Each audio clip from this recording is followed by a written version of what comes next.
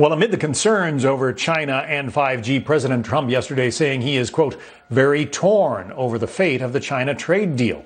For more on this, James Carafano, Heritage Foundation Vice President for National Security and Foreign Policy. James, as you well know, there are a lot of people out there who think that China ought to be punished for, at the very least, mishandling its response to the coronavirus pandemic. Others, think that that it goes deeper than that. But some people think that you got to work with China to bring the world out of this current economic impact. What do you say? So I'm all for punishing China, getting back at China, not doing business with China. All that stuff's fine.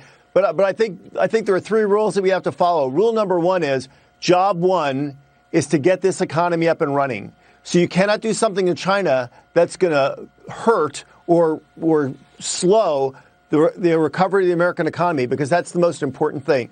The second thing is, if you're going to do stuff to China, do stuff that will get their attention. A lot of things I'm hearing about might make people feel really good, toilet papering their ex-wife's car or something. But you got to do things that get China's attention. And the third thing is, I think we got to think long term here. It's a long-term competition. So if we're going to do stuff with China, let's do stuff that's going to have a long-term impact and affect their decision making. And quite honestly, a lot of what I hear now is just a lot of people wanting to do something. And I think we got to be smarter than that.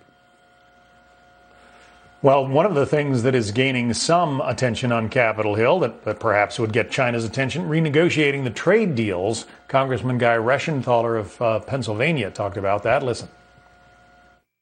But one thing we can do is we can take a look at renegotiating these trade deals.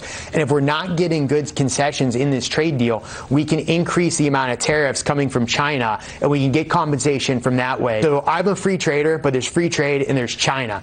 If we increase the tariffs from China, it's going to bring those jobs back to the United States, or at the very least, it's going to disperse our supply chain out to other countries around the world. What about that, James? What about boosting tariffs on Chinese goods? See, I think that logic is turned on its head. I think it's all wrong. Everybody is running around saying, what can we do to force people not to do business in China? And I think you've got to look at it from exactly the opposite direction. You have to ask yourself, why can't people do business in the United States? So I think at the federal, state, and local level, the very first thing we have to do is look, what are we doing here that's keep people from starting a business, boosting a business? I think the president did a lot in terms of reducing corporate tariffs. Corporate taxes. We removed a lot of red tape. But I think we're a long way from incentivizing what we can do in the United States to give people the reason to do business in the United States. Is it fair to say, China is acting like it has this coronavirus pandemic well in hand, and it's sending its global ambassadors all over the world to do nice things. But is it fair to say the Chinese and the Chinese Communist Party especially are kind of walking on eggshells right now? I think that's an untold story. I think they are small-minded, paranoid people. I think they screwed this up from the start because they were afraid. They were afraid the world was going to take advantage of them while they were suffering from the pandemic. They're afraid that people are going to find out that they're lied. They're afraid that, so they're bullying and they're trying all kinds of stuff. I think these are signs of weakness.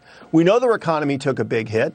We know their economy is not up and running. We know that people are not happy with the regime internally. We know that they're lashing out, doing all kinds of ridiculous things, bullying that just makes no sense. And I think there's signs of a little bit of act of desperation and frustration from the Chinese government.